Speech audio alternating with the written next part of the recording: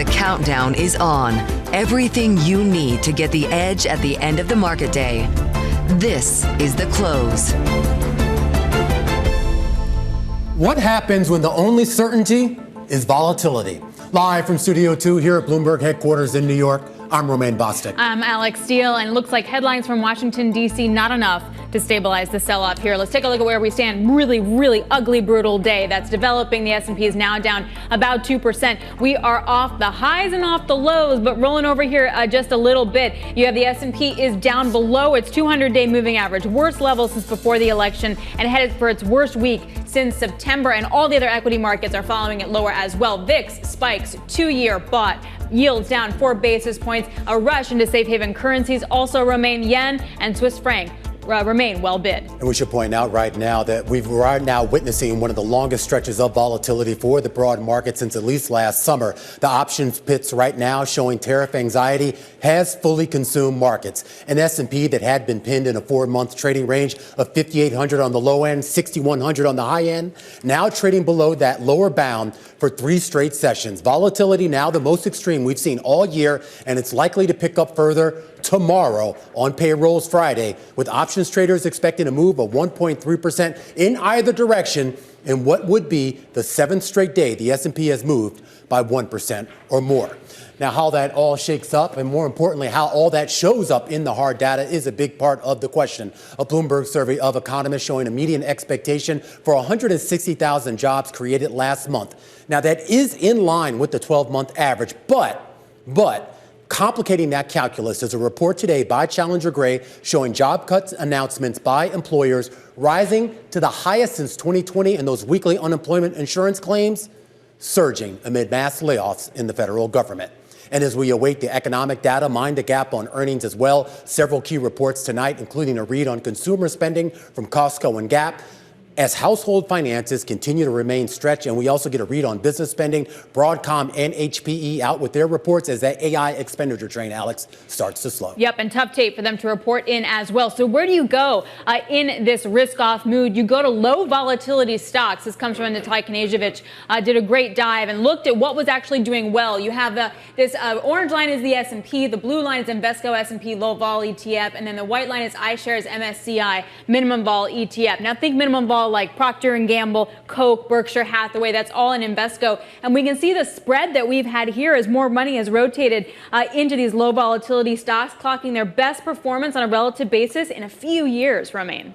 Absolutely. But let's get back to the broader markets here. An S&P down 2%, the NASDAQ down almost 3%. Bailey Lipschultz joins us right now for a bit of more context on the market action. Bailey, you cover equities for us here. We just got a bit of a reprieve from Donald Trump on some of these tariffs here. But the market, I think, is kind of fed up. Moving on. For the moment, we saw some spikes. Automakers, some part manufacturers getting a bit of a bid. But as you mentioned, we're back essentially to where we were before that statement from the White House. Key things to keep an eye on. NASDAQ 100 right now below its 200-day moving average. If it closes below that, first time since March 2023. Also similar levels on the S&P 500. So very much a risk-off day. You're seeing some of your biggest technology names under pressure. As you mentioned, though, we do get Broadcom, HPE, and a number of other companies post-market. So maybe we can get some good fundamental news after what's been a brutal 24 hours. Is this capitulation yet? I don't think so. Okay. I've been talking to people all day. It still does not feel like we're quite there. I think the question is, and this came up in a few conversations, if we close markedly below the 200-day moving average, that's when people think some of the systemic traders, would be forced out of positions. That's when you could see a flush and maybe investors recalibrate. I am curious about, on the S&P, we're basically at that 200-day moving average, at risk of obviously closing below it for the first time since at least last year. But it gets to this idea, though, we've tested this before, and we've seen a meaningful rebound higher. We didn't necessarily see that today. Has something changed? I don't know what hasn't changed, Romaine. I think when you look at it from a high level, still economy, we're going to get data tomorrow, but the economy here in the U.S. does not look too strong.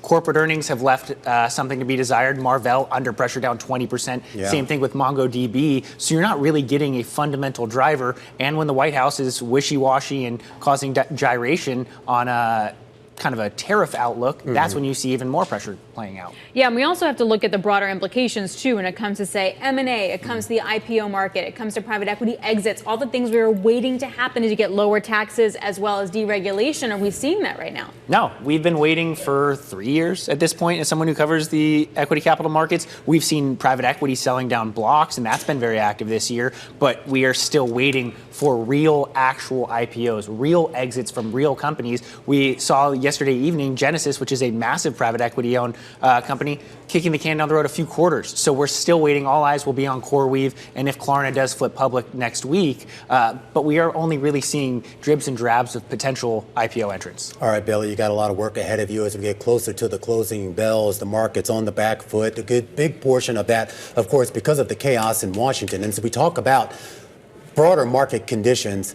As Bailey was just alluding to, there is a big question right now about what the path is for new entrants into the market. Sunaina Sinha knows more about that than certainly me, Alex, and Bailey, and she joins us right now on set. She's Global Head of Private Capital Advisory at Raymond James. Great to have you. Great to be back. All right, we came into this year, there was an expectation we were going to see a meaningful pickup in capital markets, and particularly in that transition from private capital markets into public markets. I know that there's been a lot of chaos, and it's really only been 7 weeks of this administration, but is there still an opening that you potentially see on the near-term horizon for more companies to enter the public space? There's an opening, but the window of opportunity is closing for stability, right? I think the day after day, as we see more volatility back and forth, on and off tariff messaging, the more risk-off the mood music becomes, the more corporate balance sheets retrench when it comes to doing add-on M&As, the more private equity sponsors say, well, I don't want to list my crown jewel assets in this environment. More of a pullback we see from institutional investors as a result of a lack of that liquidity. It's not a good spiral to go down. And that window, they have a narrow gap here to find some stability and footing in the market when it comes to messaging on policy, but it's closing quickly. There's also, though, a question, though, about investor appetite. I mean, and part of the reason, part of the argument that some people have made, at least on this program, is why we were going to see more of a deluge of new listings was because there's serious appetite for it. I mean, and particularly on the institutional side, they need this. So I'm curious as to if they do bring it to bring some of these names to market, at least the more established ones, will they not see sort of a healthy pickup? Not if the mood music in the markets remain this way. If the sentiment remains as volatile as it is, nobody will list their best companies in this environment. But they need to your point, Romain. Private equity is starting to have an aged assets problem right now, where these companies have been held 5, 6, 7 years. At some point, they need to go out, either be listed or go into full M&A processes. But value matters because they need to bake in that value at exit. They will not take the risk if there's going to be a softness there. And right now, the way it's been going over the last couple of weeks at least, I think one has to wonder whether there is going to be that M&A pickup that we all desire. I think I might be the first banker here telling you it might not come good, but I think the risk of that is very real now. Actually, I think you are the first banker to say that the M&A won't come good. Are there certain sectors that you think might be more exempt from this pain? I think any sector that does well and in times of recession, stagflation, that have a recurring revenue business model, so SaaS businesses will continue to hold steady. Other type of sort of more infrastructure-related businesses, insurance businesses, those with those recurring revenue business models that are absolutely sort of a little bit more immune to the inflationary pressures that we might see from tariffs and lower growth arena will be fine. But the risk of stagflation is a real one in the U.S. economy right now. If we look at the volatility within the markets, as Romain was talking about earlier, is there a place where we just get used to the volatility and they're like, you know what, I got to offload this. I got to IPO. I got to make this deal. And you just bury it and go. It depends on the quality of the asset and the variance of the outcomes. Today, the variance of the outcomes is very large. One doesn't know what we're going to get one day after the next. If there is some period of sort of finding some stable footing and once comes to the realization that there'll be a bit of volatility is inherent in the new pricing mechanism here of the markets, then we'll get on with it. But right now the gyrations are too large. The variance is too high. So, I mean, when people call you, I mean, if they're trying to get a lay of the land, and I know that, you're not necessarily there to pontificate about where the economy is going here, but are there reassurances you can give them that if there is a delay in coming to market, if there is a delay in M&A activity or whatever else is going on behind the scenes, that it is just that, a delay, a deferment, or is this it? The good news is that there's $3 trillion worth of assets sitting in private equities portfolios. those assets run on a clock, right? It's 4 to 5 years of investment period, 4 to 8 years of harvest period. Yeah. So those assets have to come out to market and be sold. So the M&A engine has to turn. But I have to ask you, I mean, we've seen a little bit of, I don't know what to call that, kind of a little bit of a three-card monte in sort of keeping these companies going. Companies that probably maybe either it should already been public or maybe just let go altogether. Yes. Can, at least in the private space, can they continue with that sort of shuffle game to keep these companies afloat for, I don't know, however much longer it takes? Indeed. Private for longer is a theme. Continuation vehicles in the secondaries market are a way for sponsors to hold on to their companies 4 or 5 years longer before they have to take them out to market. Yeah. All of those deal technologies in financial services, particularly in the private equity secondaries market, are being used by sponsors today to avoid having to access the market. And the LPs are revolting. And the LPs, some are okay with taking liquidity via those mechanisms, but ultimately the company has to be sold. 4 years later, 5 years later, there is a clock, it has to go out. Right, talking about liquidity, how hard is it to get that then? Comes at a price. Depends on your company, depends on your asset, depends on your timing, and it comes at a price. The private equity secondaries market, $165 billion in size in 2024 and growing. One of the fastest growing parts of the market today. If you want asset liquidity on your buyout assets, those will go for high 90 cents on the dollar, pars, or sometimes even premiums. If you have aged assets that are struggling or that have a difficult trading portfolio and pattern, then lower. Talking to clients, what would they need to see to feel more secure right now? Is it less headlines out of DC? Is it tax reform? Is it deregulation? What would move the needle? Less headlines out of DC that cause volatility on the tariff front. At the same time, where is the promise of tax cuts, of deregulation? How do we get on with that story, which is positive for the markets? All right, Sunaina, really great. So wonderful to get your perspective. Sunaina Sinha joining us, Global Head of Private Capital Advisory at Raymond James. But you should come be here. All right. Well, major averages really losing steam here. President Trump saying that tariffs on Mexico and Canada, USMCA trade until April 2nd. Our next guest says this, quote, reinforces the need for investors to look at defensive strategies as tariff policies are implemented. He thinks there will be continued interest in private credit for investors.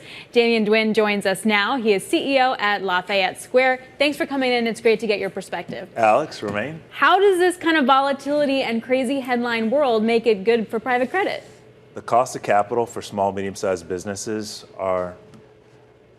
it's high. Bonds are back. We're looking at a scenario where you're going to have to pay basically 10% if you're a good growing company with a below investment grade rating, seeking 5-6 year money. And interestingly, the loan to value on these businesses tends to be 50%, sometimes lower.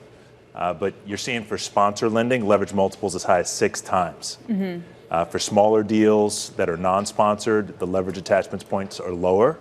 So there's a little bit, in some sense, less risk going with the family-owned businesses. We were just talking about liquidity when it comes to the private market, right, in capital markets. What about liquidity in the private credit market when this is what we need? We need the liquidity when there's this kind of volatility in the public market. Liquidity in private credit's pretty good right now. First of all, you've seen great capital formation over the last 3 to 4 years on the equity supporting these vehicles, and the leverage has been robust. CLO technology, obviously Washington's in the headlines, SBA, USDA, other sources of financing from the government. It's been there, but it has been a game of the haves and the have-nots.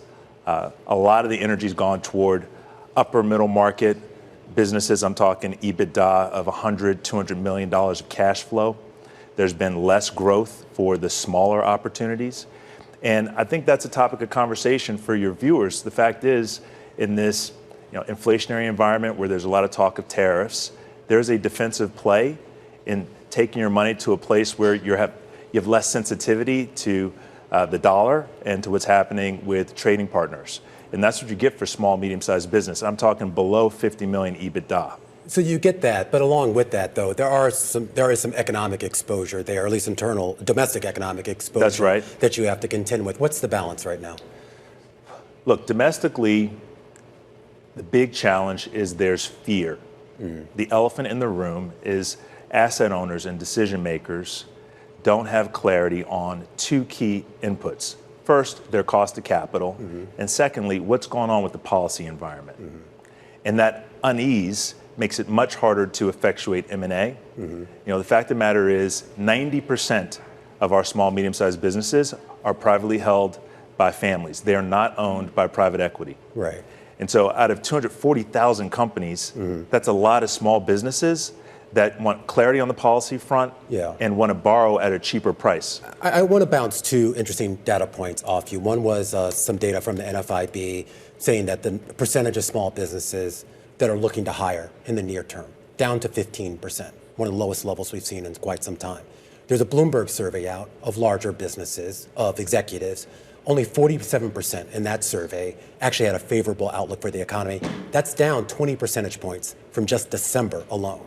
That's a huge shift in expectations and outlooks in such a short period of time. And I can't really think of a parallel that I've seen like that other than going back to the financial crisis in 06, 07, 08. Our system is very delicate. Before all of this noise of the last few months, we were already living in a situation where turnover was far too high for small, medium-sized business. If you're a working class person in this country, you were already living check to check based on the data. These layoffs in DC, this pressure has created a situation where hiring managers say talent's on sale. So what's the rush? But you're comfortable, and I'm talking about entering new investment positions in this space, given what we know right now about economics and policy. If you have money and power, this is a buyer's market. Gotcha. This is a phenomenal opportunity for investors, institutional and individuals, to bet on America.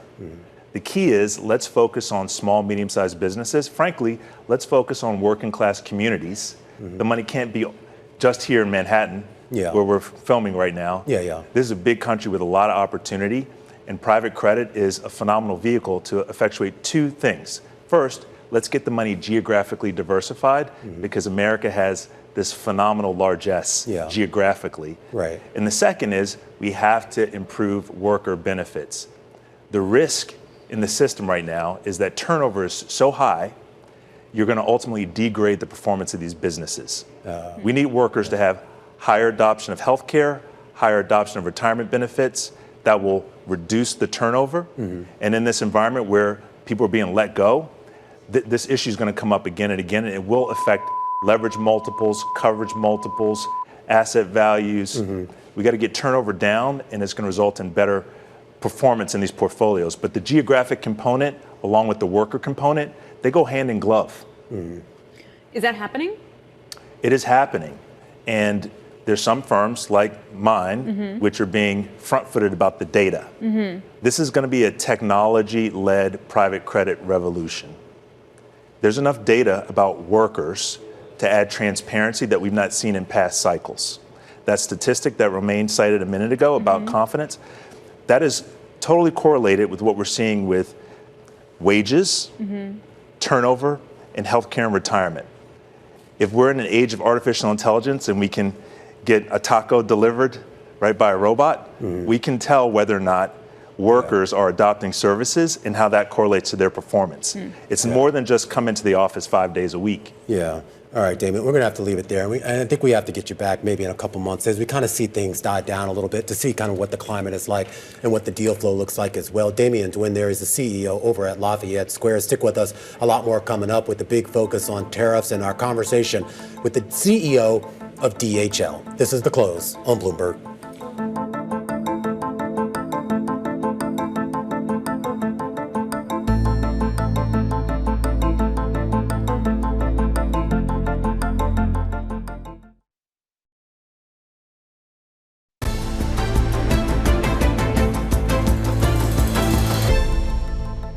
All right, shares of DHL over in Germany had a phenomenal day. The European logistics and delivery company did report strong fourth quarter performance in their express and e-commerce solutions segments, though we should point out the rest of the business struggled a bit. I had a chance to catch up with the CEO of DHL, Tobias Meyer. He talked a lot, not only about his earnings, but how the company is navigating a new world of U.S. tariffs. We shouldn't forget the benefits of trade and that it has helped to curb inflation. It makes goods more widely available. It helps us in different countries to participate in technological progress. Not every nation is able to do a big plant of semiconductors or develop vaccines, develop medical devices. So the world needs trade. Also, the U.S. needs trade. The second point on the discussions of trade imbalances, we also have services, and that's often forgotten. Europe is importing a lot of services, and these are very profitable for US companies. So I think that's important to keep in mind as well. The US is highly a beneficiary of open services trade. So we should not only focus on good. Now, if we look at goods, there was quite some turmoil. I think the biggest operational impact was the 4-day pausing on the de minimis, which was then withdrawn again because it led to chaos at many U.S. ports of entry. We had our challenges, but U.S. Customs also had its challenges. It's nearly doubling the number of entries required. Nobody was really prepared for it because it wasn't clear. The instructions came out after the effective date, and that is truly causing a lot of headaches for our customers and is causing a lot of work in our operations to adjust to these ever-changing requirements, especially on such short notice. So just to be clear, though, do you pick up business as a result of that, meaning at least on the consulting side and the logistics side? Does that actually aid you, that type of disruption? I think we are structurally very well positioned in this market. We are structurally well positioned because our market share in many US-related lanes isn't that big. We are very strong in Asia, Middle East, Africa. So these are our real strongholds also for DHL Express. As it relates to the US, it's just so regrettable. It's not really adding efficiency to our operations and not adding efficiency to our customer operations. So we gain new business. We do more customs filings, for instance, so it's not necessarily bad for us. But I think overall, these disruptions are not good for the economic development and the building of wealth with people. If this de minimis rule is reinstated, if that exemption is indeed taken away and the Trump administration revisits that, is that going to affect your package volumes, or were you already sort of above that in the way that you consolidated stuff onto your planes? So indeed, our exposure to those de minimis shipments is relatively low. We have some in our express network, also in our global forwarding network. But mainly what we do in the space of e-commerce is domestic distribution as well in Europe and in good partnership with the USPS, the United States Postal Service, also in the US. I do think, and we understand, that the administration might want to alter the de minimis. Europe has also done so. We de facto don't have a real de minimis anymore. We have a simplified filing procedure, but for every shipment, you need to pay import VAT. So there are transitions possible to apply sensible rules to also create income for the state. But it's just good to do it in an orderly fashion. What is your relationship with the U.S. Postal Service right now? Are they still your last mile provider? Yes, they are our exclusive last mile provider. It's something that I think benefits the United States Postal Service greatly because we deliver volume into that network. It's mainly domestic volume that comes from American merchants, particularly many SMEs who sell online. Given the political climate, do you worry at all about maintaining that relationship? Look, it would not be rational to change that. The United States Postal Service, and we understand, I think, that business better than most because we are in that very same position in our own country, in Germany, that we need to provide a universal service to all citizens and have obligations that are quite costly to do so. So we sympathize with the position and the difficulties that the United States Postal Service has. We can be helpful to help bring volume into that network. We do not cherry pick, which has been criticism with some other players, that depending on the type of shipment or depending on the season, you put it in your own network, or you then, when it's not profitable or you don't have the capacity in your own network, then you use the United States Postal Service. That is an arbitrage that I think for good reasons is looked upon very critically, but we are not doing that. Tobias Meyer there, the CEO of DHL Global, of course, the big shipping and logistics company, which, of course, has a big stake, whether it wants to or not, Alex, in what goes on with the U.S. trading relationship with the rest of the world. An interesting thing also to think about, too, is that how much of the tariffs are realistic from a government point of view in terms of execution. Yeah.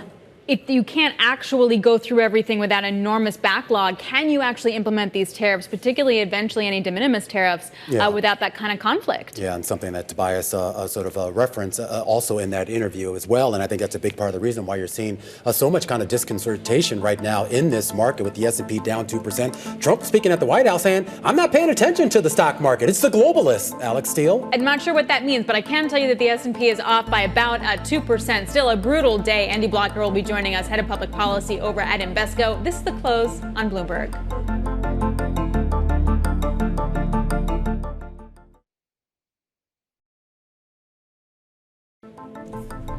3:30 p.m. here in New York. I'm Romaine Bostick. And I'm Alex Steele. it is definitely a countdown to the close. A brutal equity day within the market. Safety, a little bit of bonds on the front end, and the yen and the Swiss franc. That's where you're putting your money if you want the safety. If you're paying attention to technical levels, stop, because we've basically broken through all of them to the downside right now. 57.11, that was your low on the S&P 500, if you can believe it. Not far off of that right now. Trump just finished speaking to reporters at the White House. We'll bring you that as soon as we get that tape. But a lot of it was talking about the globalists are in charge of the sell-off right now, and additionally talking about tariffs as well, and the moratorium for the next couple weeks on USMCA-related products. Andy Blocker is global head of public policy over at Invesco. He joins us now. Andy, what's your best guess now for what happens to tariffs come April 2nd, which is apparently now the date? Uncertain. And that's exactly where Donald Trump wants to be. I mean, when you think about the art of the deal, if you think about his first term, he had people in his cabinet who were not fully on board. So you probably got a third of the art of the deal. Now he has people who are totally with him. So it's his playbook. It's 100% art of the deal. And a big part of that is to create uncertainty, to unnerve your opponents and the people on the other side so that you have that advantage. So is a decline in the stock market then? Do you think that that's legit compared to what we're seeing out of D.C.? So I think the markets, go back to the earlier in the week. Okay. The markets discounted the U.S., Canada, and Mexico tariffs. And they were right. Because where are we today? We're pulling back. And I think the question is whether this downturn recently, is it really in relation to the tariffs or is it in relation to the employment print tomorrow? And so we won't know. Does Trump mean it when he says he doesn't care about what the stock market is doing? Because the stock market's sending a pretty clear message. The bond market's sending a pretty clear message. And for that matter, the options market as well. Donald Trump cares greatly about the stock market. He cares greatly about optics. And so he's sending that message that he doesn't care so that people will think he will do the unthinkable. And so as long as he keeps that on the table, he's driving the message. I'm curious as to how much support he has within Washington, within his own party. And I know publicly it's basically a unified front. At least that's the optics. But a lot of what he's done so far, he had the ability to do on his own. There are a lot of other proposals, including a lot of what he laid out in his speech to Congress the other night, that he needs Congress if he wants to get that stuff through. Are they comfortable? I'm not sure I use the word comfortable, but they're going to be with him. I mean, think about what he did. He was able to get all of his nominees who actually came up for a vote through. He was able to get them to pass a budget resolution in the Senate and the House with just their votes. And look, he's about to potentially do a rescission package where he's going to need all their votes again. Now, the tough part's going to be, they're banking on this CR, continuing resolution, that they're going to get some Democratic votes. We're not sure. And then you have the reconciliation. I think he can do it up to a point. It's the issues that aren't totally popular. So on Ukraine, Russia, he's creating a narrative, but you've seen a number of Republicans come out publicly and say, no, we should support Ukraine. So he has a little bit more of a box in on that one. But on other issues, they're going to be with him. Talking about that Trump put that Romaine was alluding to, it really depends on when we get the lower taxes and deregulation, because that will offset, in theory, any pain from tariffs. Do you model what that gap is? So 9 months from it, a year? So we have a timing situation, right? When you actually get the deregulation, it's delayed because you have to get all your people in the regulatory agencies. It takes time. Tax cuts, even though they're saying this summer, it's really closer to the fall into the year. And so that time mismatch may create some disruption. And that's why I think they've been saying there may be some short-term pain before the the growth part kicks in. Well, that seems to be the narrative, at least that they're trying to spin right now, is that, this is the pain now, but longer term, there'll be sort of things that are a little bit better. Andy Blocker, Global Head of Public Policy over at Invesco, a conversation about the President of the United States, who's right now in Washington at the White House, speaking to reporters about his agenda. Let's take a listen. Drugs, and we've made tremendous progress on both.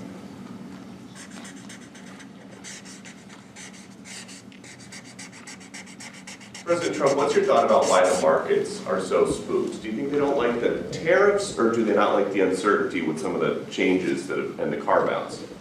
Well, a lot of them are globalist countries and companies that won't be doing as well because we're taking back things that have been taken from us many years ago. We've been treated very unfairly as a country.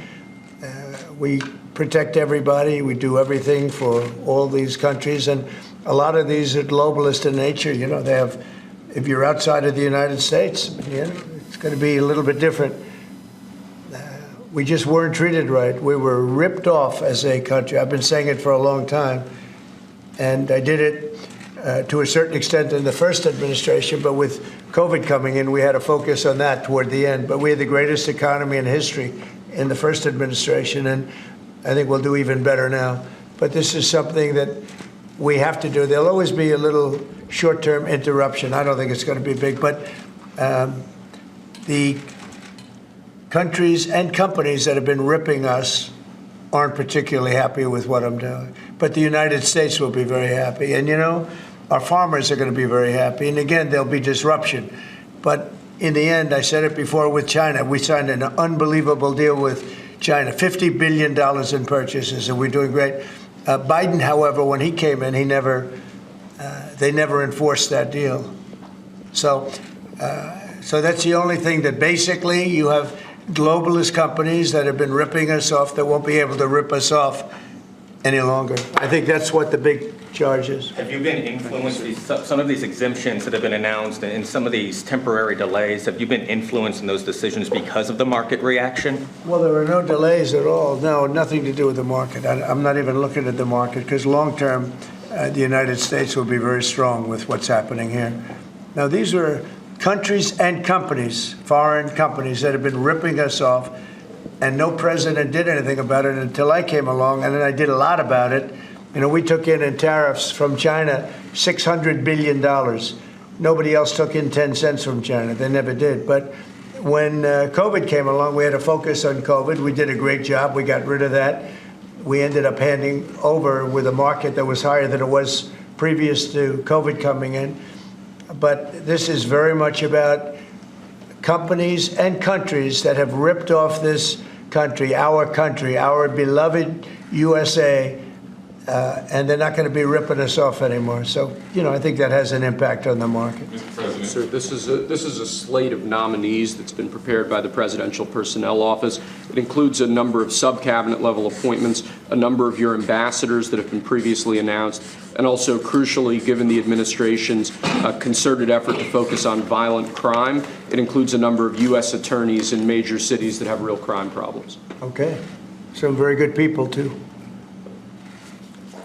Thank you, sir. And then we have a number of ceremonial proclamations that Lindsay Halligan is going to. So two very special proclamations, the first of which is a proclamation that proclaims March 2025 as Women's History Month in honor of all the wonderful women in your administration, all the wonderful women in America, and in honor of everything you've done for women and this administration has done for women in just, a month and a half?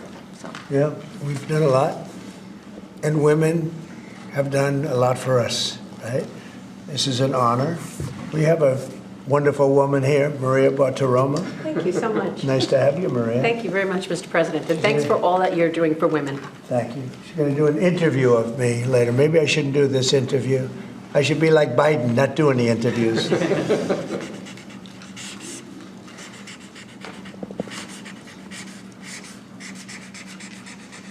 That's great. Women, we love you. We love you too, sir. Thank you. Okay. Excellent. So the second one is a proclamation proclaiming March 2025 as Irish American Heritage Month in honor of, to commemorate our amazing friendship between America and Ireland, and to just honor all of the Irish Americans. And I'm a little bit biased because I'm American and Irish, but. Well, great people. Yeah, great St. people. Patrick's Day is coming up as well. And they voted for me in heavy numbers, so I like them even more. You have to like it. You know, you're not supposed to, but you have to like that. All right. So for the Irish American people, proclamation. Thanks, Lindsay. Mr. President, your envoy, Steve Witkoff, told us a little while ago that if Hamas does not release hostages, that the U.S. and Israel could take some action. What does that mean in your eyes? Is that military action? Would you join strikes with Israel? Well, you're going to find out. I had the honor of spending a lot of time yesterday with quite a few of the people that we got out, and I can't believe how badly treated they were, really badly treated. Stories that you wouldn't even believe. Some of it was documented. Some of it was so bad you couldn't really, I don't think you can put it on. And it's a shame. And they said one thing, they have 59 hostages, of which many of them are killed. They want to know if we could just continue. They said without us, look, Biden wasn't able to get anybody out. We came along and they started releasing. But we have 59 left, of which 24 are living. The rest are dead.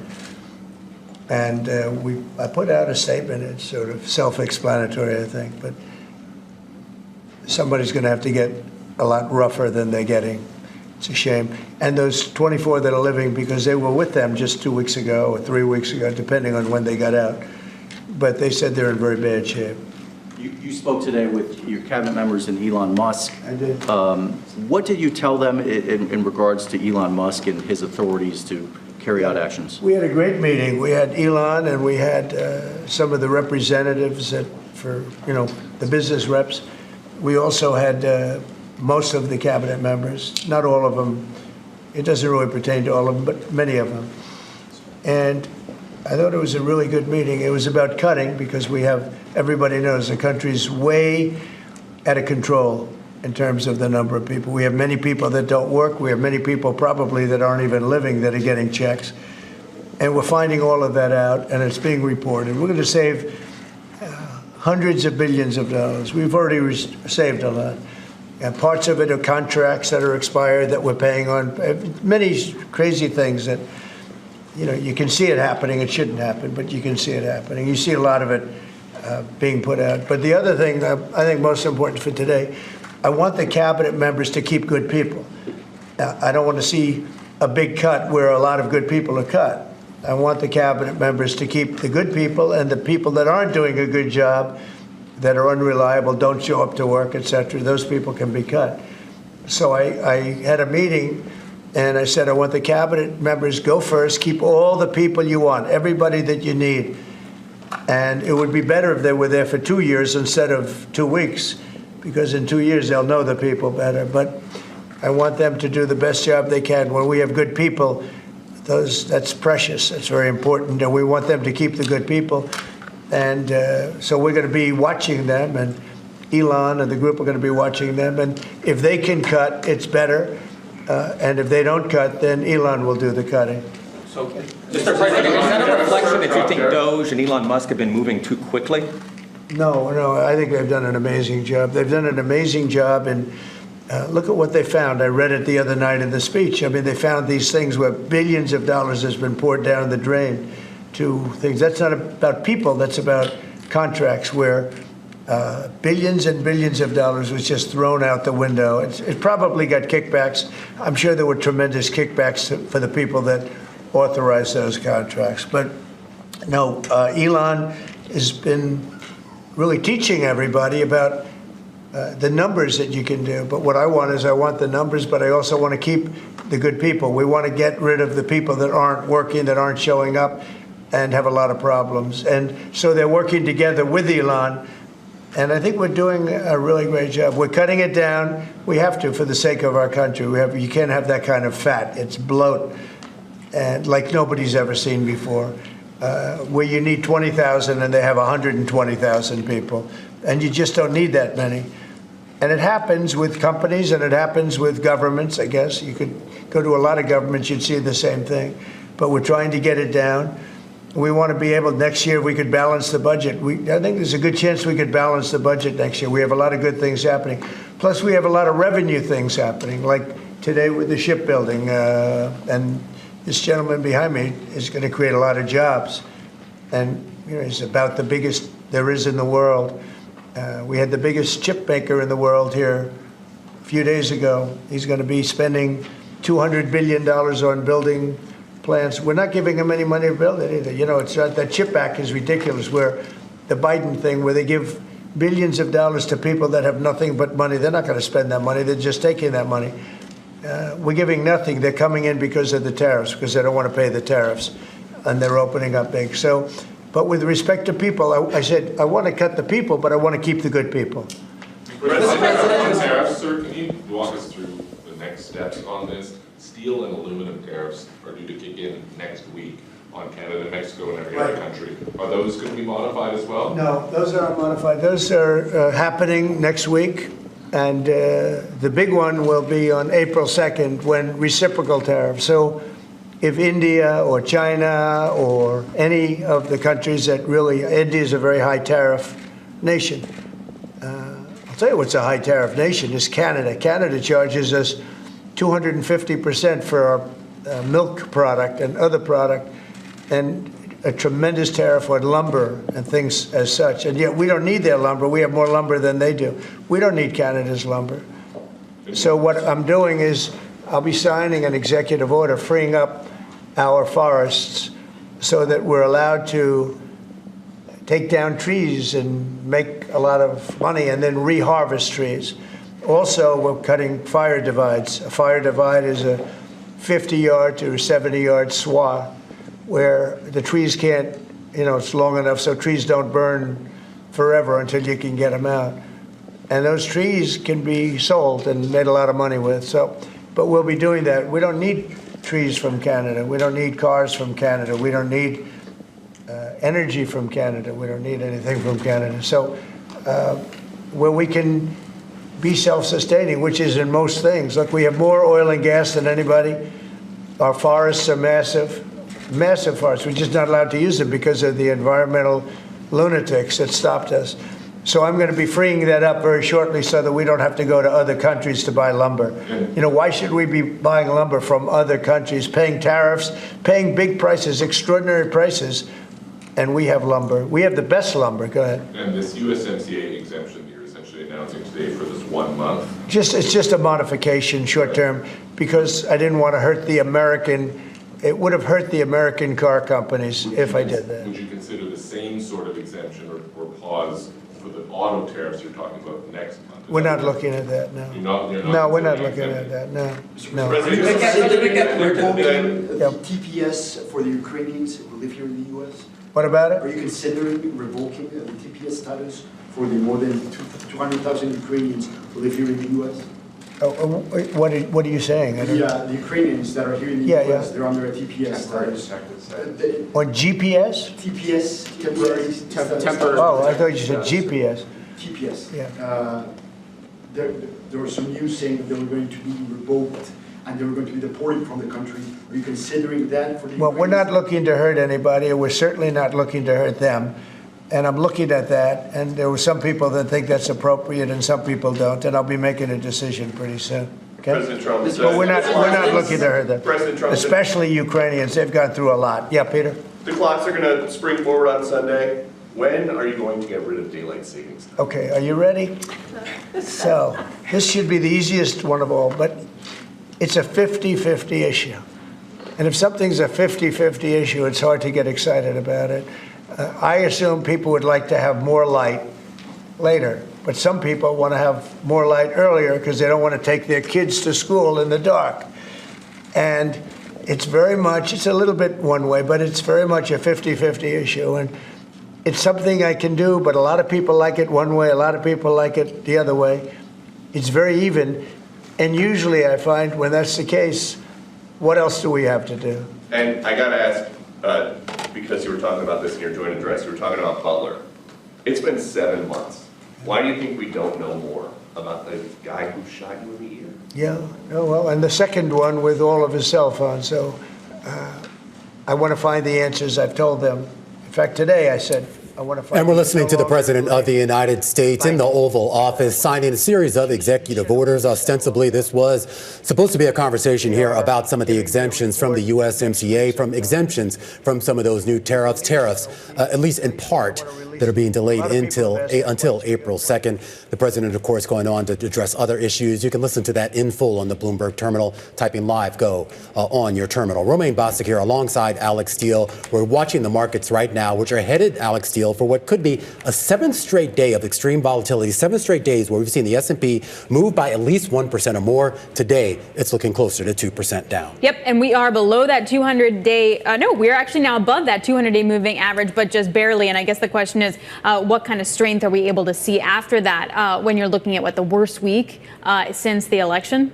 Yeah, absolutely. And it could be, we get to this idea here as to whether the market is sort of shook because of the economic impacts of these tariffs, or is it just kind of the overall uncertainty? Fed Governor Waller speaking right now, saying that right now he doesn't see a market pricing in extreme scenarios when it comes to inflation in the economy. And not to mention that retail bought the dip Wednesday. Yeah. So will we see a buy the dip again? Maybe not right now, but is tomorrow going to be a buy the dip kind of day? Maybe earnings will help us tell that story. That could actually help tell us the story tomorrow as we get earnings tonight out of some big names, including Broadcom in the chip space, HPE in that enterprise software space, both names here that are tied to that AI spend, and AI spend that in some instances might actually be slowing. Stacy Rasgon joins us right now, a senior analyst over at Bernstein. And Stacy, you've been on top of this story now for quite some time.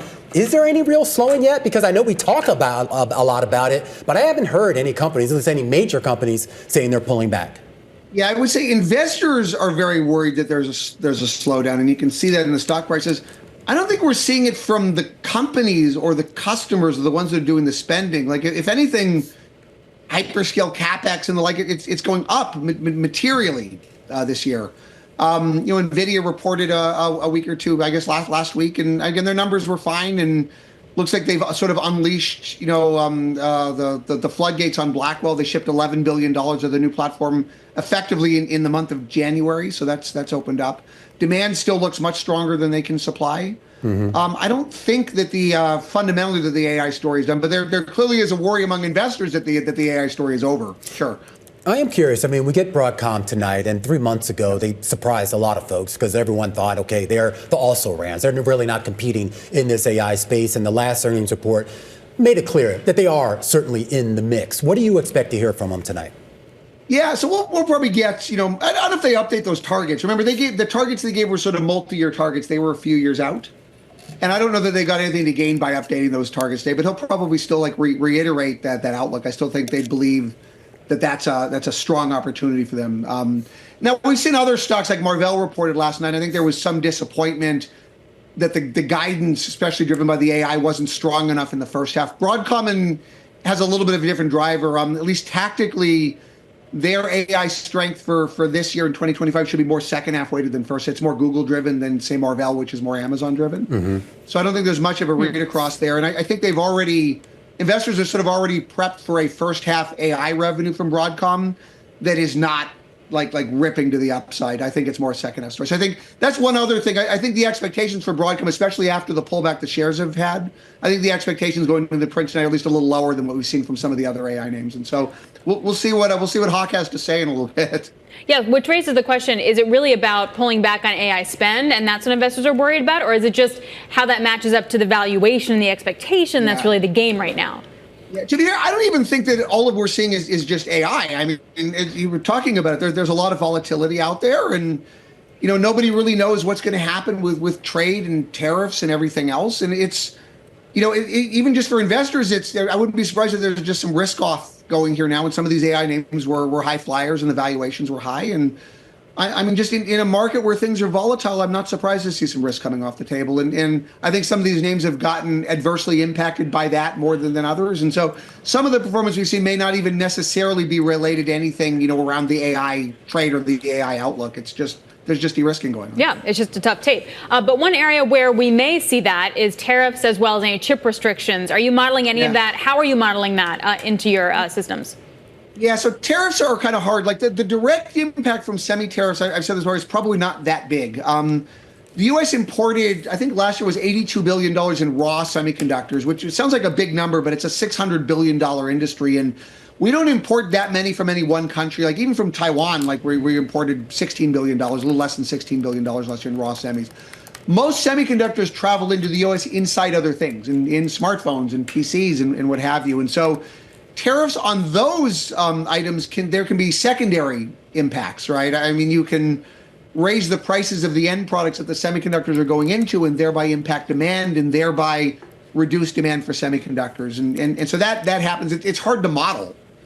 And in fact, in the near term, we've probably been seeing a little bit of upside. Like, for example, on the PC space, we've probably been seeing some pull forward as some of the end customers have been pre-buying in front of potential tariffs, like to get that stuff in before the tariffs hit. Well, does that have? But this one, I don't even know what tariffs are going to hit. Like they're on, they're off. Yeah. They're on, back on next month. Yeah. Like, who the hell knows like what's going to happen? Well, that's the problem, Stacy, and we saw that in the trade data today. Here, there is definitely some front running that we saw in January, and we're probably going to see that was also true for February. And I wonder, does that create distortions down the road when you're trying to model out what the growth looks like for these companies? I mean, undoubtedly, yeah. Look, it's hard enough in this industry to forecast, like even when things are stable. And I've said this a lot. Even the companies have no idea. Like what they see are orders, the orders in front of their face. Like that's it. Like my belief is that semiconductor management teams, even in the best of circumstances, that their visibility into what is going on with end demand is precisely zero. They have no idea. What they see are what are customers ordering today. Like that's it. And in an environment where it's volatile, like their visibility is even lower. Yeah. I do want to get your thoughts here quickly, Stacy, on this idea of trying to nearshore some of this or reshore some of our semiconductor equipment manufacturing, particularly in light of the proclamation by Trump at his speech before Congress that he wants to rescind the CHIP Act, something that Congress would actually have to do. I am curious, was there any real material benefit that you saw coming down the pike from that money that was being distributed from the CHIPS Act? Well, yes. And you have to remember, most of the money has not been distributed. What he said was we're giving them, I just heard him, we're giving the money to these companies, they don't need it. They're not going to. That's ridiculous. Like we haven't given them the money. The money took two forms. One was these grants, which are milestone based. You have to hit milestones before they don't just write you a check, right? You have to hit milestones. So very little of that's actually been distributed. The other is the investment tax credit. It's 25% of qualified spend. You have to spend the money first, and then you file your taxes, and then the year after you get the tax credit back. So the idea that we're just giving money and writing checks into nothing is nonsense, which it is. Now, has it been effective? I'd like to think that it is. Like you can look, there's most of the dollars that are getting spent are actually from the companies themselves. I think if you add up the grants plus the tax credit, it's meaningful. It's roughly 30%, maybe a third of the cost of these ultimate projects. And it is hundreds of billions of dollars of potential projects that are getting started here in the U.S. And you have to remember, what determines how much capacity gets built over time? It's not this stuff, it's demand. But these kinds of programs, I think, can help steer where that capacity gets built. And yeah, I do think that we're seeing capacity get built in the U.S. that would not have gotten built otherwise. So I think the CHIPS Act as it is has been reasonably successful. Clearly, Trump disagrees. All right, Stacy, we really appreciate it. Thank you so much. Looking forward to those Broadcom earnings out after the bell. Stacy Rasgon over at Bernstein Research, senior analyst who covers the chip names. And taking a look here, it looks like we're going to close off the lows of the session, but it's still an ugly day, down 1.8% now for the S&P. 2.6% here on the NASDAQ indices, both the composite and the NASDAQ 100. As we get closer to those closing bells, we bring Scarlett Fu into the conversation as we do every day at this time. She joins us here in Studio 2.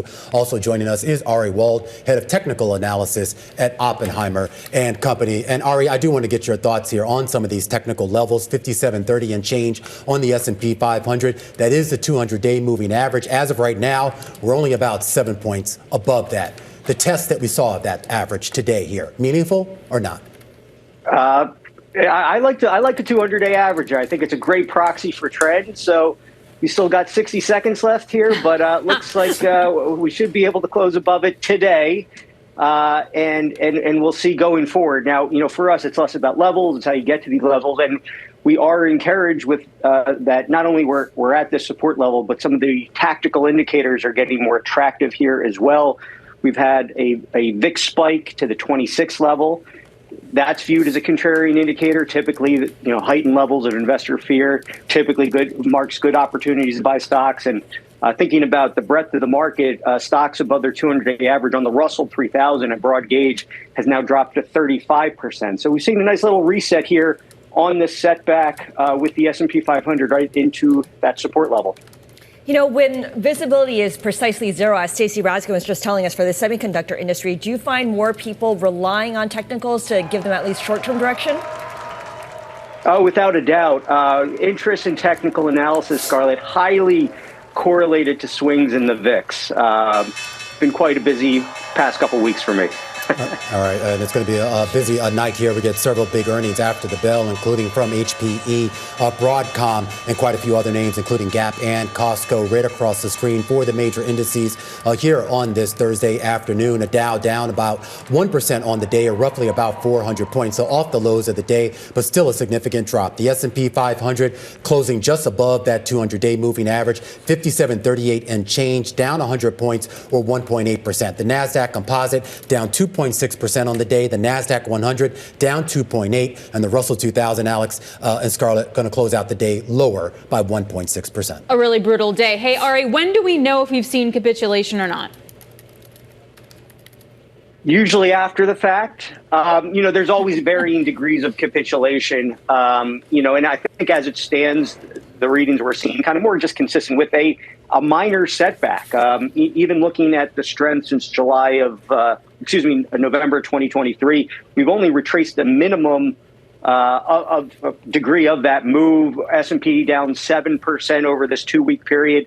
The average max drawdown is actually closer to 11% over 9 weeks. So we're not even quite at those average thresholds consistent with a full correction. I think it would be consistent with some additional backing and filling here.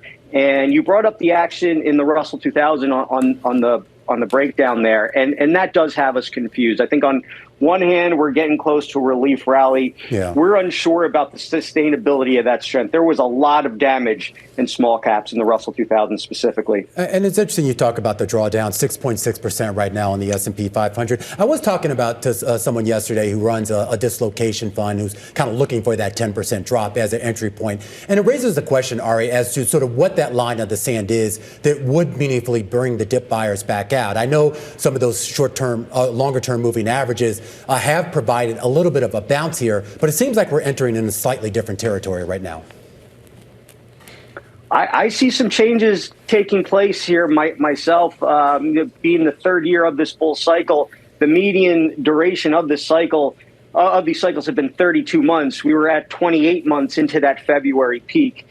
And coming into the year, we knew about that, but there wasn't any signs of a top. Well, guess what? Those signs of a top are beginning to materialize with this breakdown in this Russell 2000. So I think there's a shift that is taking place. Typically, several bouts of backing and filling, and this could play out for the next coming months. Not calling an imminent end to the cycle here, but does seem very later stages, and with the action that we're seeing in the headline S&P 500.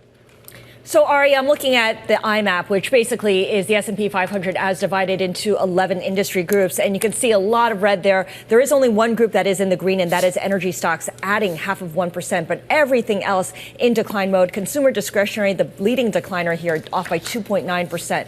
When you look across the industry groups, and perhaps you're looking at the ETFs that track some of these sectors, have any of them reached a technical level that you find attractive? Yeah, it's been a broad-based sell-off, no doubt, through that. Really the only area kind of showing relative strength is just pure low volatility, counter-cyclical defensives, high dividend payers there. As we're kind of thinking about opportunity on this pullback, I guess of those sectors, it's kind of... There's not a particular sector that really stands out here. I think there's this changing of the guard, and some of the defensive stuff is run up. I'd be thinking more about perhaps on a market rebound where your countercyclical is going to underperform, using that as an opportunity to turn a little bit more countercyclical. So I guess our take is kind of too late to take that approach. But, to buy something just for a quick beta move this late in the cycle doesn't really entice us as a top idea. Hey, Ari, before we let you go, we wish tomorrow could be a chill day, but we get the jobs data at 8:30 a.m. Have we shaken out enough positioning, or do you think we're going to have more turn? I think we're close to that A low, not B low, at least for a relief bounce here. Right. I think with the VIX where it is, I think we set up the bounce here. We're going to hit that retracement level, 56.65. We're going to snap back and get some little bit of mid-March reprieve. All right, Ari Wald, head of technical analysis over at Oppenheimer and Company. As we're looking at right now, what is basically really the seventh day that we've seen really extreme volatility, and more importantly, at least on 5 of those days, significantly extreme losses. On the day, guys, Palantir down 11% on the day, Constellation down 9.5%, Netflix down 8.5% here, Royal Caribbean, which of course has been one of the bright spots with the cruise lines, down 7%. Unbelievable moves here. Even Intuitive Machines, for example, now down 22% post-market and closing 20% lower. It's just like worse after worse here. Yeah, I look at the most active by value screen that shows where the most money is moving through the different stocks. And the first gainer here is United Health. That's only up 2.5%. This is the 26th biggest mover by value. HPE, Hewlett-Packard Enterprise, is out with their earnings result. The headline here is actually a cost reduction program through workforce reduction. That's what the company is saying. As for the numbers themselves in that fiscal first quarter, EPS, a slight miss, 49 cents a share. Street was looking for 50. Revenue, $7.85 billion. That's a slight beat. The Street was looking for 7.81. Here's your forecast for the full year. The company sees adjusted EPS in the range of $1.70 to $1.90. The top end of that range, well below the average of Street estimates. The Street was looking for $2.12.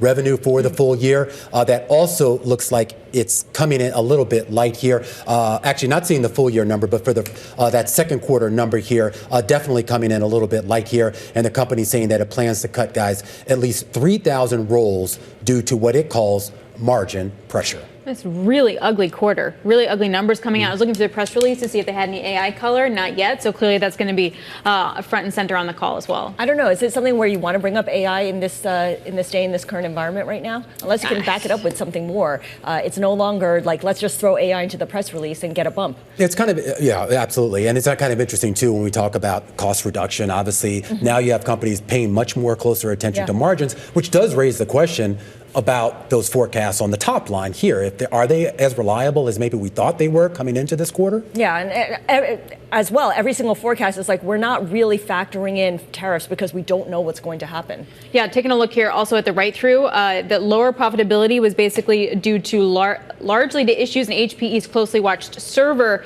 unit, discounting during sales, higher than realized costs, and a buildup of older generation semiconductors are going to dent those profits within the coming quarters. Tariffs also weighing on the profitability outlook for HPE. All right, Alex Steele, you've got we're saying goodbye to you right now. You've got to move on to prepare for the next day, but we are going to continue covering this market sell-off here with the S&P 500 losing ground 1.8%. Not session lows, but certainly a big retreat here, and the third retreat of this week.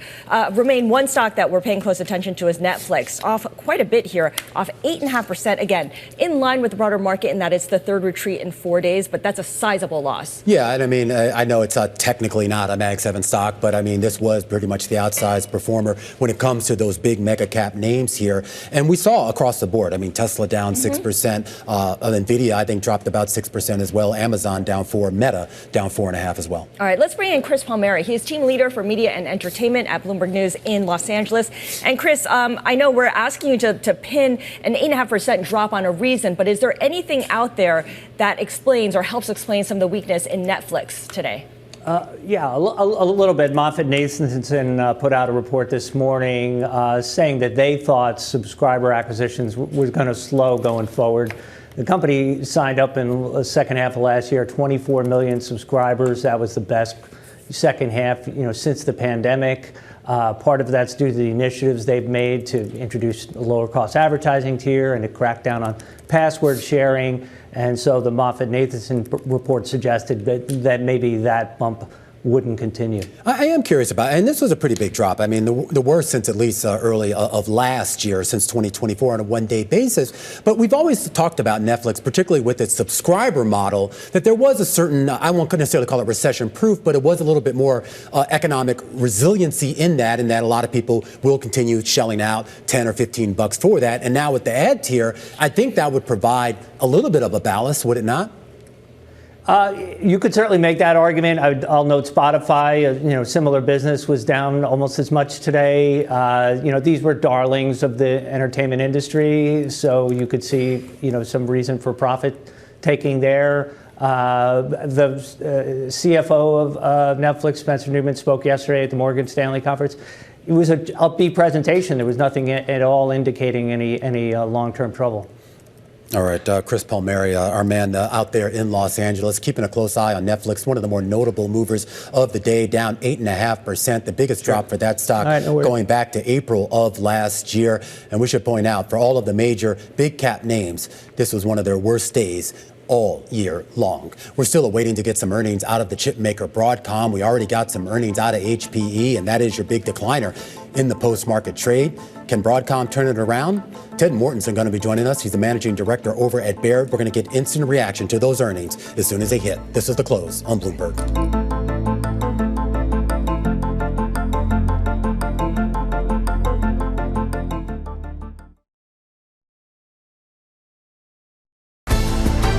The countdown is on. Everything you need to get the edge at the end of the market day. This is The Close.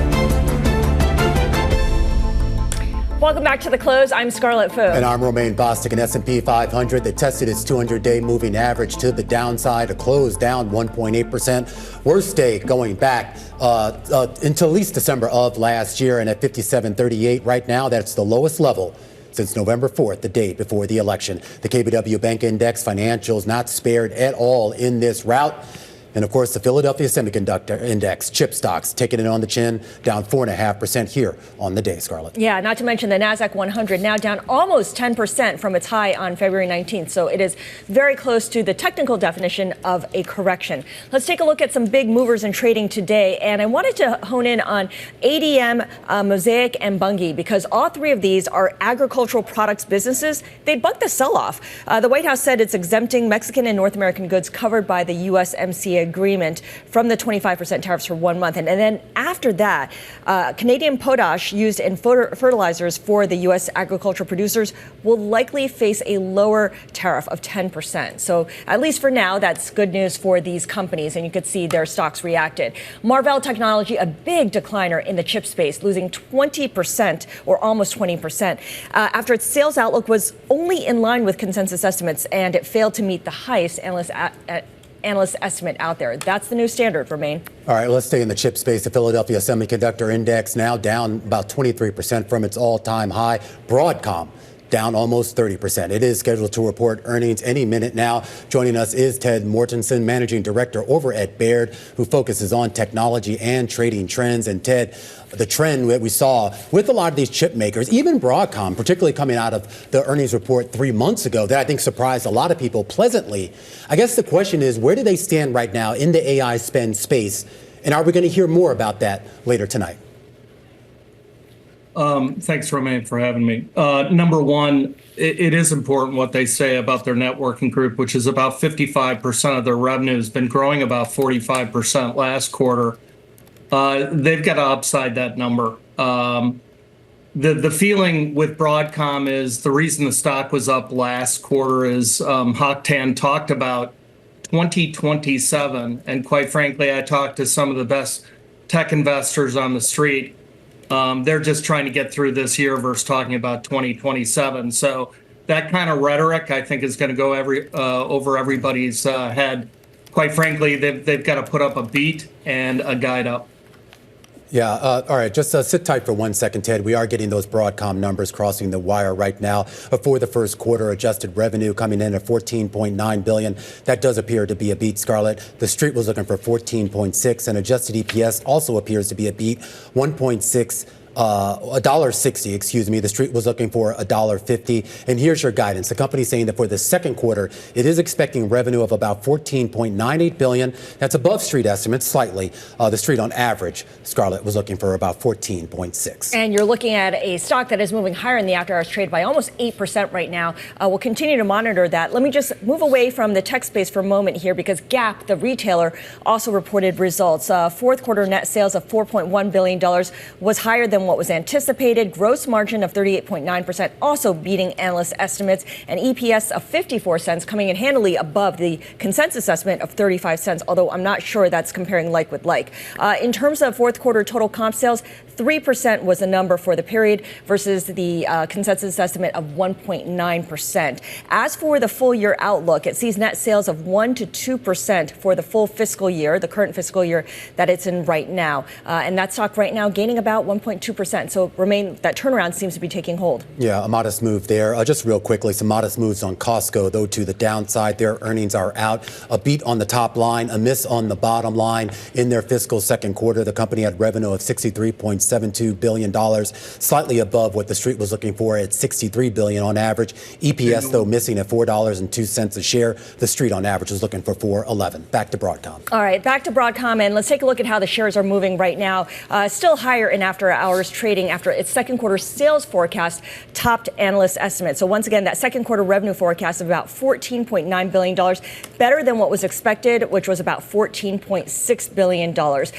Ted, let me just bring this back to you. The hope was that this earnings report would shift everyone's focus back to the heavy spending on AI gear, and that Broadcom is a beneficiary.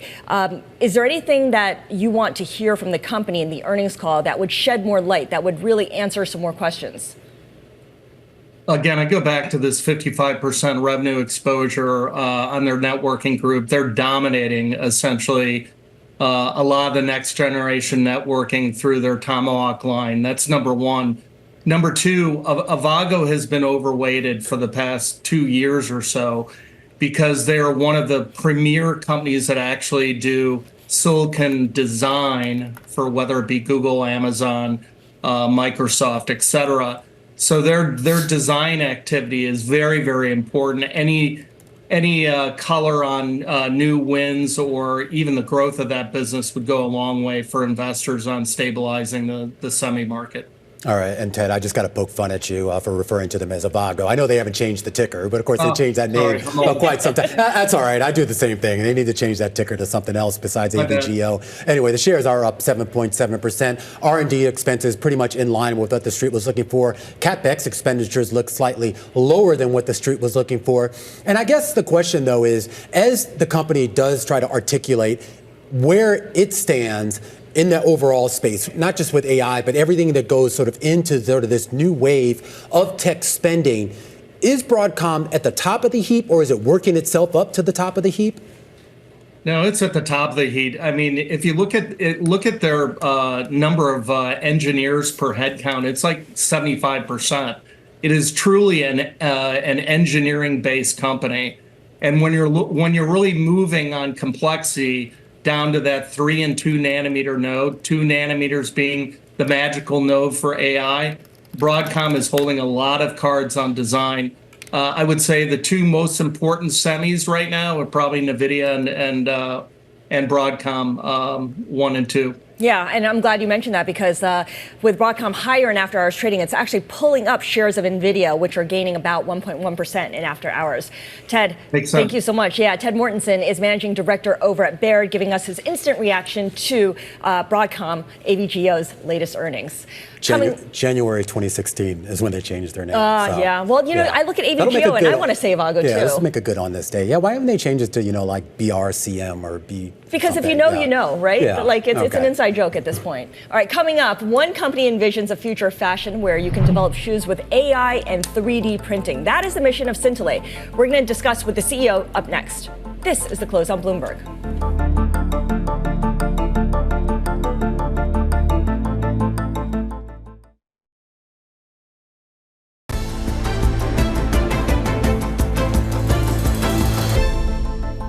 AI is is a driving force of change across technology and certainly across industries, including fashion.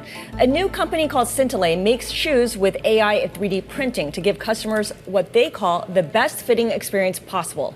Joining us now to discuss is Ben Weiss, founder and CEO of this startup, and Joe Foster, the footwear advisor to Syntilay, as well as the co-founder of Reebok, the famous sneaker maker. Thank you for joining us, gentlemen. Ben, let me start with you. What does it mean exactly that AI is making your shoes? Is there machine learning involved? Do you have to purchase some of these high-price AI chips to get any of this done? No, so actually the process is a very unique and intuitive process. What we do is we have AI make a concept image, and then we are essentially generating different concepts with AI, and we can create our finalized design at a much faster pace than what it would take to be able to do traditionally. After we do that, we make a 3D model that is from this sketch that we base on our concept image, and we have a whole nother AI pattern generator create all these unique patterns and textures all around our shoe. And it comes up with a very different design. AI doesn't think like traditional footwear designers. It comes up with really unique elements. And there's a big benefit to this because it's become the fastest way we know of to make a shoe in the world and get it out commercially. And it's been a breakthrough because nobody yet has made a shoe with AI that is commercially available. And you scan your feet with your phone camera. We get your sizing, 12 different data points, including your arch height, your length, and your width. And we 3D printed exactly to fit you for an amazing fit experience custom to your feet. AI also creates some unique looks as well. They all look pretty futuristic, and I don't think you can even call it a sneaker because they're more like slides. There are no laces involved yet. They look kind of like Yeezys. Let me bring you in, Joe. In terms of the sneaker and the design going forward, are there limitations in the kinds of footwear that the 3D printers can create now, and how will that change as the machines learn more? Well, the limitation, of course, is the fact that you can't do volume. Volume is going to be difficult at this moment of time with 3D printing. Who knows? Maybe 3D printers will become much faster, but the brilliant thing about 3D printing is that from where we are with AI design and 3D, you can get to develop a product very quickly. Maybe in 2 months, you can develop a product, whereas with traditional methods, it can take 18 months to get that product to the market.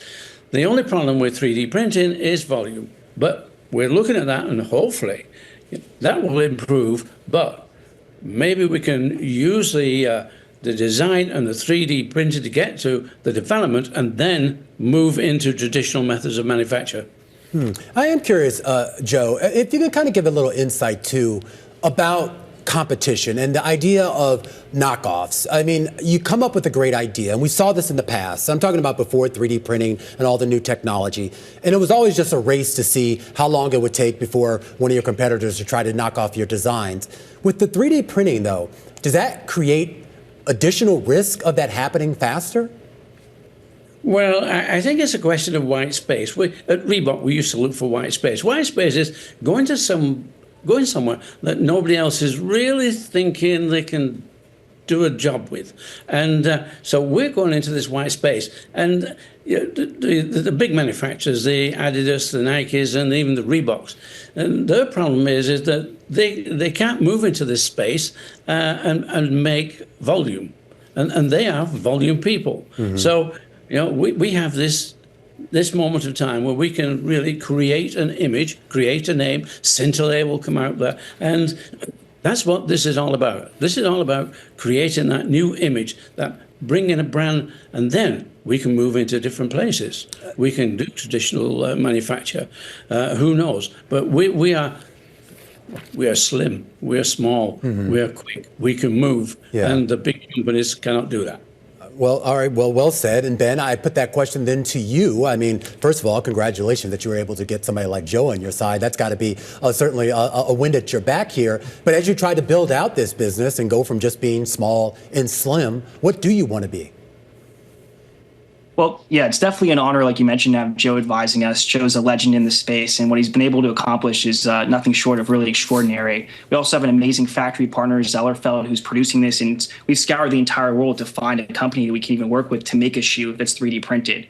Our goal is overall is to become the content creator shoe brand and to really use this type of innovative technology to back content creators, the YouTubers, the TikTok stars, the Instagram stars that never get the signature shoe deal that the typical athlete-led brands brands have been giving these athletes and not these creators. And so we really want to work hard to give these people that type of product that's an original, amazing design. And what AI does here is it enables us to really do that, to come up with something incredibly custom that's brand new, and 3D printing, we can fully get it out there. So we want to work with the technology as it goes and as it continues to improve. But right now it's become the most cost-effective way to make an original design and get it out in the world. And AI is 70% right now of our shoe design. So it's a majority of that, and that's why it's so quick.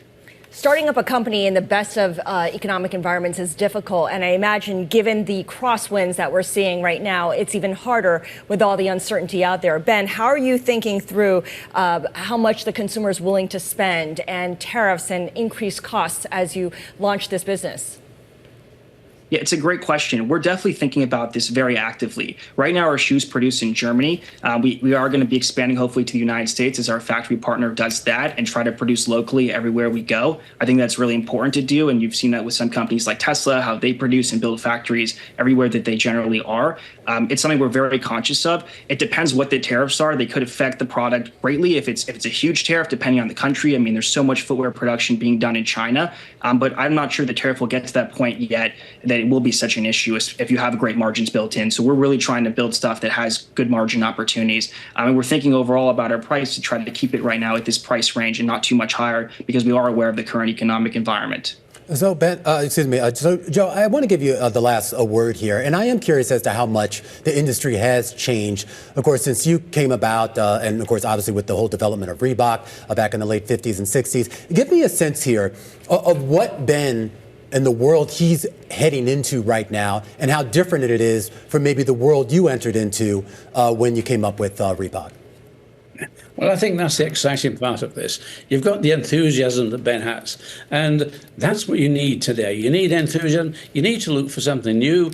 He's got 2 or 3 different new ideas, and this is it's going to change the industry. The industry is changing. Technology, as we know, technology is touching everything these days.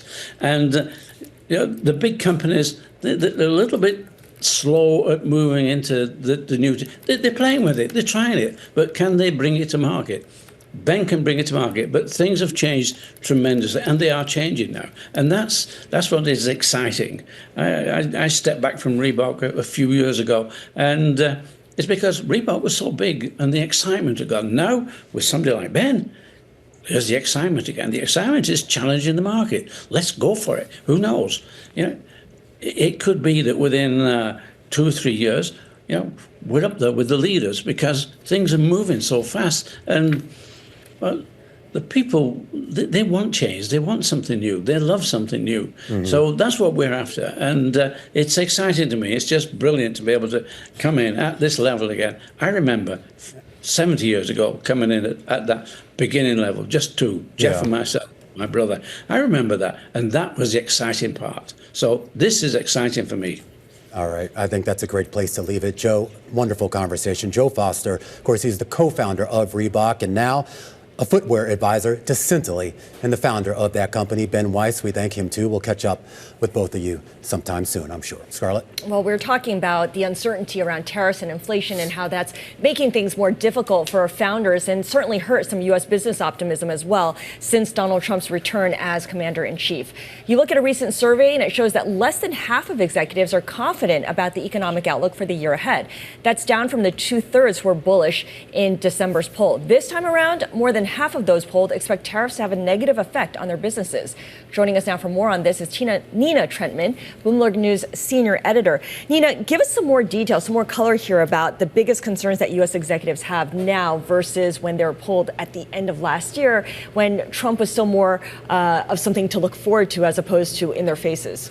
Yeah, I guess now that CFOs have lived with a few weeks of Trump, that sentiment has changed a little bit. As you pointed out, the numbers are down quite a lot. I think the biggest things from an executive perspective are certainly the impact of tariffs plus the impact of inflation. Like, inflation remains the top concern amongst executives.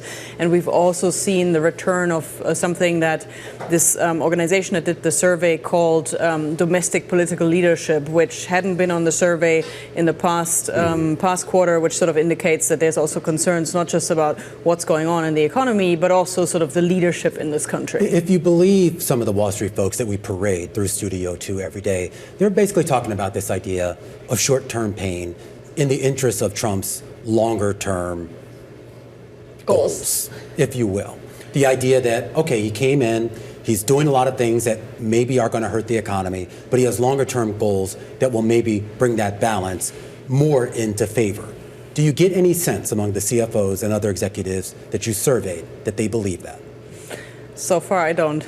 I get mostly CFOs who are saying that this is causing a lot of cost and pain, and they're not necessarily seeing at this point that there's a benefit to it. I think one big issue is this flip-flopping on tariffs. So I think it's one thing to say, okay, we're going to implement these tariffs, but the problem is, of course, we've seen it this week again, that tariffs were implemented on Canadian and on Mexican goods, only to be taken away 1 or 2 days later. I spoke to a CFO yesterday who was saying to me, well, you know, if I want to move my factory, if I want to move my supply chain, I need to be able to tell my suppliers that this is what we'll do. Of course, you can't really do that if 2 days later the tariff is gone. And so I think that is driving a lot of the uncertainty, because businesses, what I'm hearing is very much that, A, they don't like the tariffs, but also if there are tariffs, then they want certainty and they want to know what's A and what's B. This current situation that we're seeing where we're going from A to B to nowhere, that's, I think, the worst from a sort of business sentiment perspective. And you certainly know Nina Trentmann, of course, leads our CFO briefing coverage here, keeping her fingers on the pulse of what's going on in the C-suite. A C-suite rattled by a slew of changes coming out of Washington in just really 7.5 weeks since the inauguration. Part of that, of course, also has to do with where we stand in this country on diversity, equity, and inclusion. Major banks, retailers, a lot choosing right now to actually roll back their DEI initiatives under pressure from the White House and others. Some companies, though, are standing firm, reaffirming their stance, and it's become especially prevalent in the world of media and entertainment. Let's bring into this conversation a legend in that space, Debra Lee. She's the former CEO of Black Entertainment Television, and she's the author of the memoir, I Am Debra Lee. She also serves on the boards of directors of several companies, including Procter & Gamble and Marriott. And pleased to say, Debra's here with us in Studio 2. Great to have you. Great. Thank you for having me. You spent a long time at BET. Started out as a lawyer, you were CEO, and then, of course, rose to be CEO, leading the charge there for over a decade. The media landscape has changed a lot. Yes. And it's certainly changed a lot when we talk about representation. Right. For those who don't know, BET, Black Entertainment Television, it was one of the first really dedicated networks for the Black American audience. Right. The first and only for a long time. And it's starting to feel like it might end up being the only and last based on the way things are going. I hope not. I hope not. But BET was born out of the promise of cable, which was diversity. You know, we had 3 networks. I don't know if you remember that. Oh, yeah. But there were only 3. Then Fox came along, and there were 4. And no major changes until cable came along. And cable promised at least 35 channels. Now it's over 500 or something. And the diversity came from the content. There was one for women, Lifetime. There was one for children, Nickelodeon. And Bob Johnson was working at the National Cable Television Association at the time and was lobbying with the heads of cable networks, and he decided to start a network targeted to the African American community.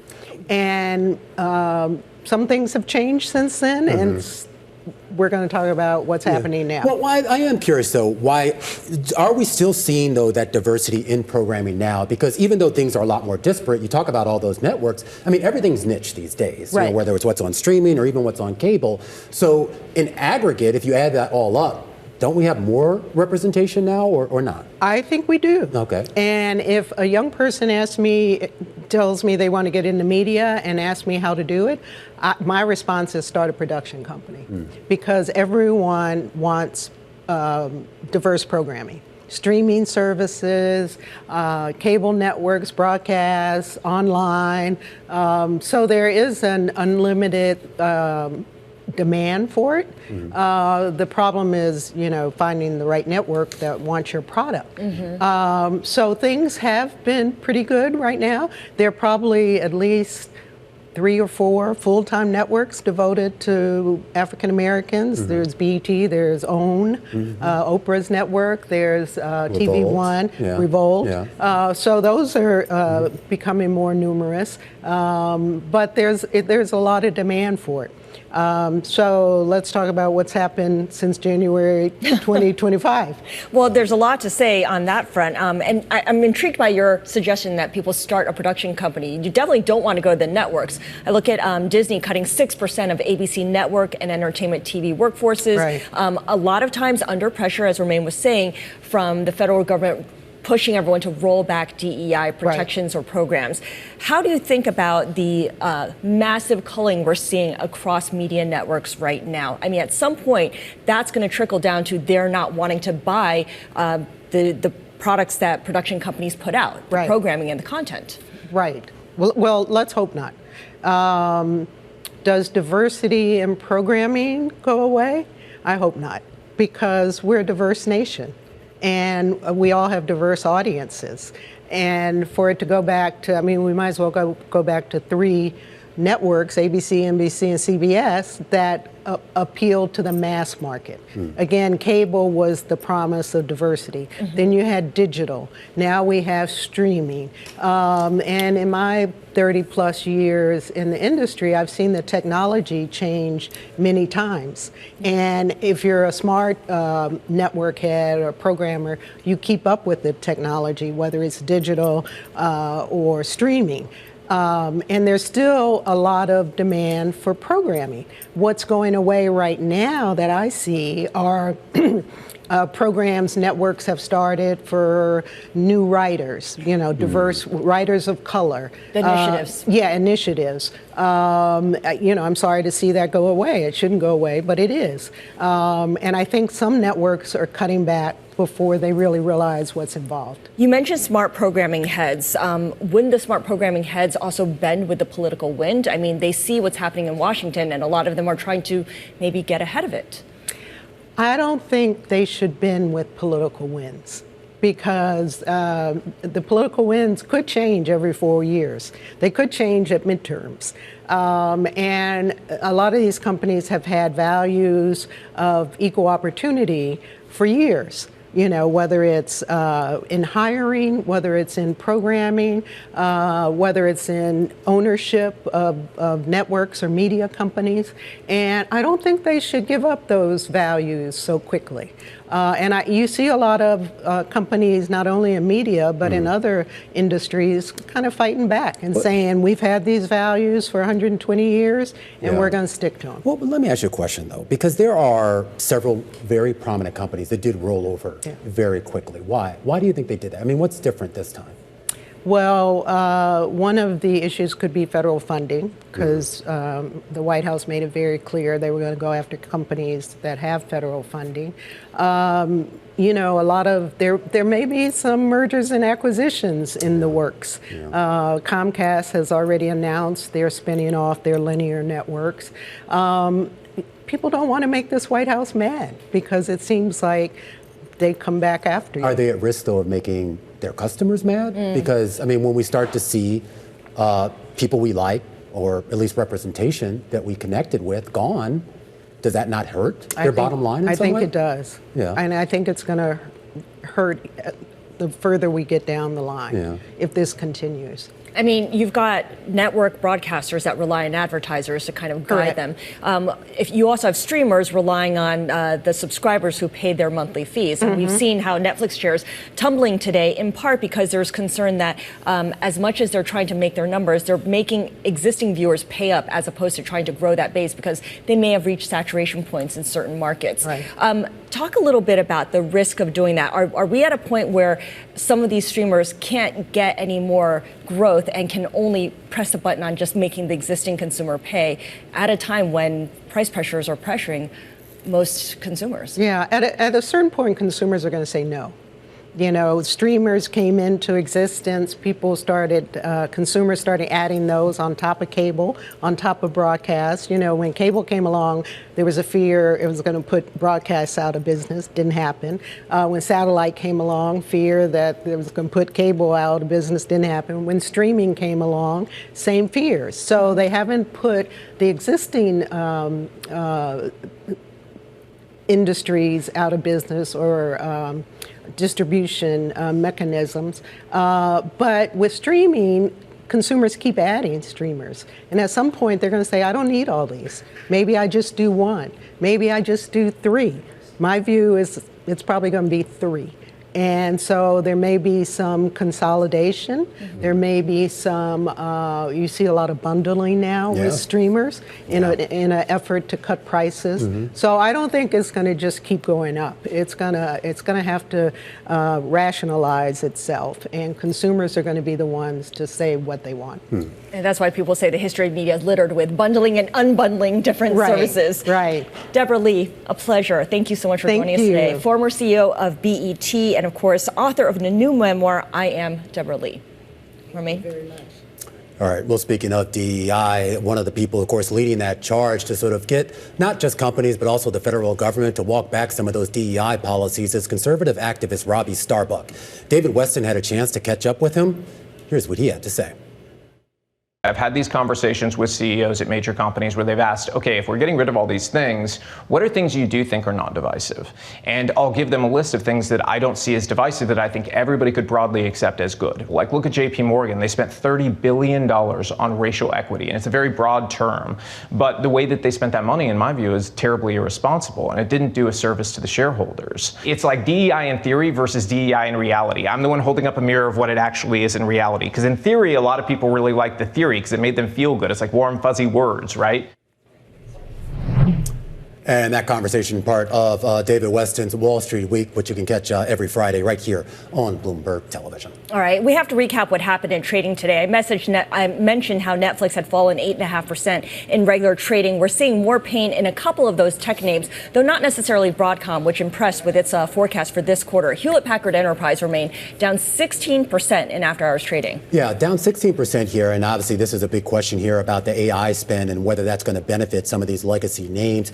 HPE down 16%. But speaking of legacy names, can we talk a little bit about Gap here? Because I don't know. I don't know if it's too early to call this a turnaround story. You see the shares up 18%. But when you take a look at what they just reported and the numbers, the idea that growth is back on the top line, and now we're finally getting to maybe some discussion about bottom line growth as well here. Investors maybe have something to be excited about in the retail space. I think it's more direction than the actual numbers because Gap sees full year net sales rising 1% to 2%. That is not tremendous growth, but at least it's not a negative number. I'm about to say, what was their growth rate in the years prior? It was no growth rate. All right, some of the big after hours movers there. A lot more coming up here on the close. Stick with us. This is Bloomberg.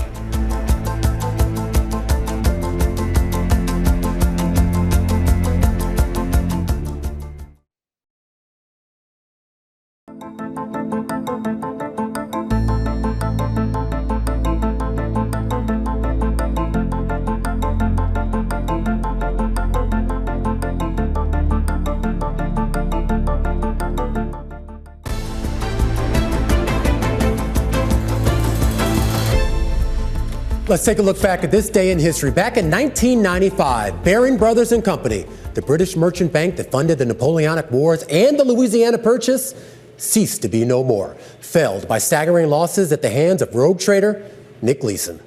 Now, Leeson's job at the time was to arbitrage price differences between the Nikkei stock index, contracts that traded in Japan, and those that traded in Singapore. This meant opening large directional positions and hedging them to guard against sudden shifts in the market. But sometime in 1993, Leeson got the idea that he could keep opening new positions, but not actually hedge them. This was an effort to generate better returns, and they did. It paid off big. The Barings Futures division in Singapore that he managed posted profit in 93 that was 8 times what it reported in 1992, and profit in the first half of 1994 alone was more than double what the unit made in all of 1993. Now, those profits did raise eyebrows back at Barings headquarters. The board even did an audit, but decided there weren't enough red flags to actually act. What they didn't know, however, was that Leeson was actually hiding trading losses in a separate account, uncreatively called error account number 88888. But in early 1995, that account became public, and it all came crashing down. A massive earthquake shook Japan on January 17th of 1995. That pushed the Nikkei stock index down 8% over 5 days, and Leeson's leveraged trades went severely underwater, approaching $1.4 billion of losses. And the margin calls, they started to pour in. Barings had to wire as much as $896 million in total to help pay those margin calls. But by February 23rd, the Nikkei was still drifting lower, and quite frankly, the money was running out. On February 24th, a cryptic fax, from Leeson landed on the desk of the company's finance director, apologizing for, quote, the predicament that I have left you in. Barings quickly found out it was holding the bag on hundreds of millions of dollars of losses and hundreds of millions of dollars more of open futures contracts that were on their way to effectively being worth zero. Bank of England Governor Eddie George was called back from a skiing holiday to help, and by February 26, Barings would be forced into administration, and 7 days later, it was bought out by Dutch rival ING for £1, plus $1 billion or so in liabilities. Never trust that price tag of £1 or $1. All right, still ahead, the upcoming jobs report for the month of February and everything else that investors need to know for the next 24 hours. This is Bloomberg.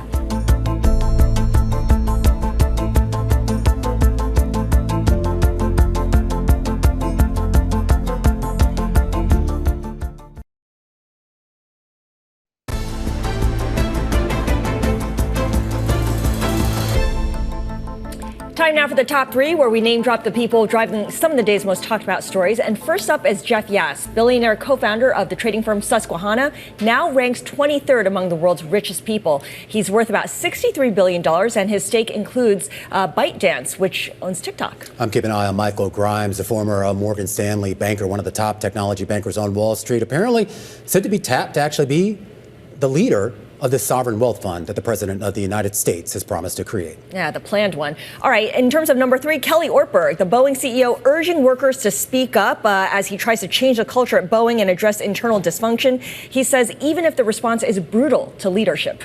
All right, that's a look back. Let's look forward right now. The market will have their eyes on the latest monthly jobs report, 8:30 a.m. out of Washington. Anna Wong joins us right now from Bloomberg Economics. I was taking a look at the Bloomberg forecast. They basically survey all the economists. Overall, on the median is 160,000 jobs created, but the dispersion is pretty wide. I think the highest estimate was 300K. The lowest estimate was for only 30,000 jobs created. What do you and your team expect? We are on the low end, Romaine. We expect 65,000 jobs created. We are the second lowest. And the factors that drive our low forecast was we see half of it due to bad weather. And I think the median consensus expect that there will be a very strong rebound from bad weather in January. But what we found is that the bad weather in February continued a string of weather-related weakness in the report. And in fact, the bad weather in February was so widespread that the rebound would be really suppressed. Just to be clear, though, with the report that we get tomorrow, we're not really going to see a true reflection of some of the changes that have been made since Trump came into the office, meaning some of the firings we've seen in the federal government. Is that going to show up in the data tomorrow? Very little. Okay. So as we saw from the jobless claims of federal workers today, there was only a 1,000 jump in the week ending February 2nd. So the DOGE cuts didn't really kick in until starting the Valentine's Day, February 14th. But that should show up mainly in the next month. Gotcha. So the Fed and therefore investors are worried about the employment picture, but also inflation. What do wages look like in this report? Yeah, so I think this jobs report, the average hourly earning could still be rather elevated, and it again has to do with weather. Because what happened is that leisure and hospitality sectors are most affected by weathers, and they tend to workers there tend to receive lower than average wages. So when they are not working, they are not getting a payroll. It actually boosted up the average hourly earning. Okay, good stuff. Anna Wong, the report comes out at 8:30 a.m. Is the market going to move on this very quickly? I think so, because it could be a disappointing report. All right. right, we'll see. Thank you. Anna Wong, chief U.S. economist over at Bloomberg Economics, and remain just one of the big catalysts for tomorrow's market. Yeah, options right now pricing in 1.3% move here on the back of that report. That would be the widest move that we've seen for a jobs day going back to March of 2023. The market's also going to have to digest some comments out of the Fed chair. Jay Powell, remember him? That's at 12 p.m. And of course, he's going to reflect on the jobs report and also, I'm sure, the changes that President Trump has announced this week. We're also going to get additional Fed speak out of Kugler, Williams, and Bowman, though Powell, of course, will be the big star of the show. Our full coverage of the latest jobs report comes out 8:30 a.m. Washington time, right here on Bloomberg.